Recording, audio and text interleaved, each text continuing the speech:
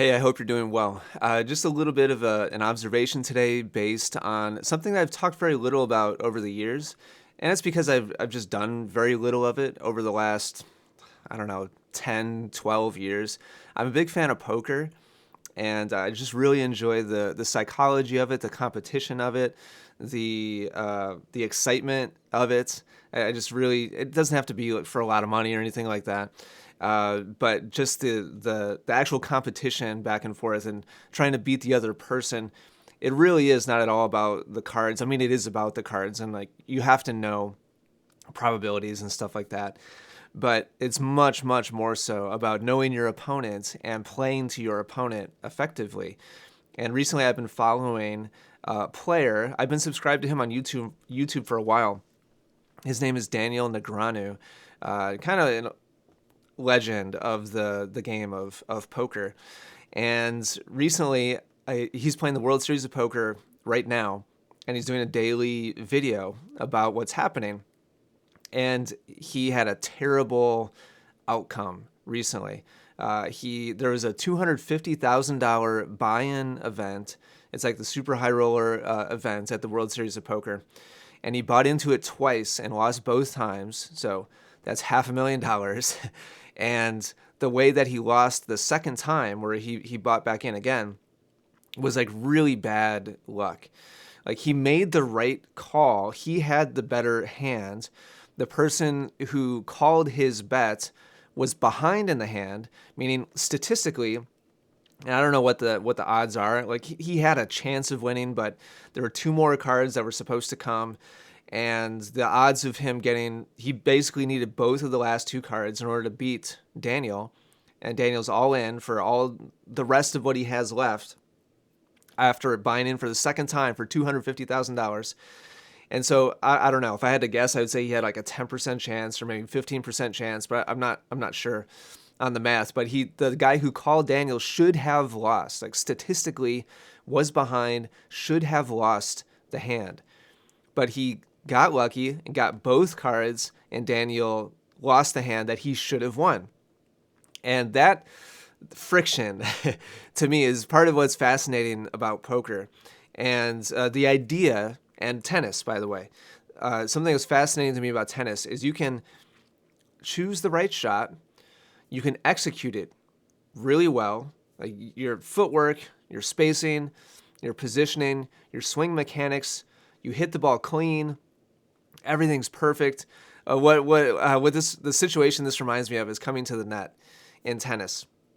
So you get the short ball, you come forwards, you're set up perfectly, your spacing's just right, you hit it really confidently, you hit it really clean, it feels fantastic, you hit it to a corner, you come into the net, your opponent's like stretched and like reached out, and in that moment, if you've played a lot of tennis, then you recognize and you understand that your odds of winning that point are really, really high.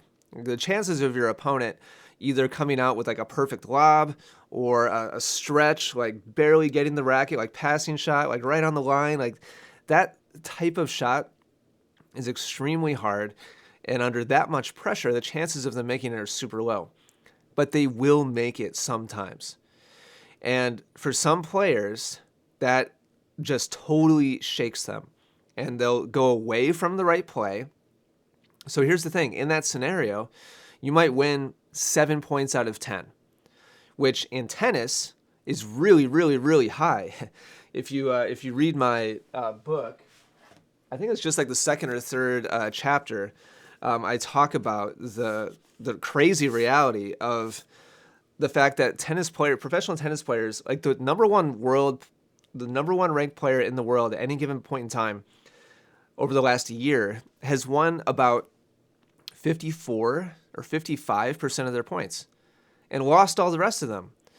And if while you're playing, you lose a point that shakes your confidence in a strategy that's winning you 6 or 7 out of 10 points, and you start doing something different because you're not confident and you lack the conviction, then it can totally derail you and move you down a losing path.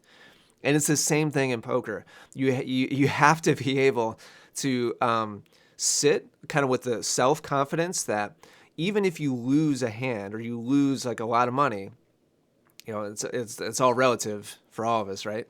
I was used to playing like $20, home, like you buy in for $20, and if you go all in and lose, it's like going out to the movies. Basically, it's just basically like entertainment cost. The way I viewed it, but $500,000 for Daniel, like he got. This is the other part of it that kind of fascinates me, is he's like a genius, like at the stats and the percentages and the ranges of like, okay, what could they possibly have? And so even though he knows it was the right play and he can tell himself in hindsight, like, oh, well, I would do it again because it was, you always make that play in that situation with the odds that he had. But you still inside have to deal with the anger and the frustration that you lost anyway. And in that moment, he actually got really angry. He like he threw something. He broke like a cell phone like tripod like on the table. He's getting a bunch of crap about it on the internet. It's really interesting, like hearing him kind of having to defend himself. Like, how is this different than Tiger Woods, breaking a club, or he actually said Serena Williams, smashing a racket. I mean, all our favorite tennis players have broken a racket at some point, right? And it's a lot of the same psychology. So kind of for me, like bottom line takeaway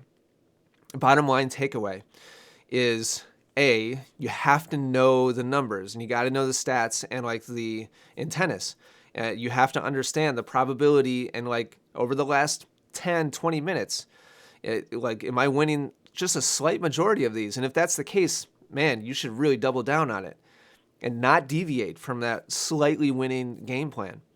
And then number two, even though it's a winning game plan, you're going to lose a bunch of points. And how do you deal with it psychologically or emotionally? Personally, I believe it's totally okay to vent. It's totally okay to be angry. Like I agree with Daniel. I think that's human nature. And for most humans, there's going to be some frustration there. There's going to be some anger there. Like I'm really competitive. He's really competitive. Like I hate to lose. He hates to lose. Like I totally understand where he's coming from. As long as you're not endangering or harming other people, and you're not maliciously like setting some kind of terrible example, for other people or for the sport. Anyway, it's another topic for another time. Just some thoughts on poker and tennis, and I hope you're doing well. Hopefully this helps you maybe think about things a little bit different way. I hope you're doing well and you're doing great on the court and off the court. I'll talk to you again soon.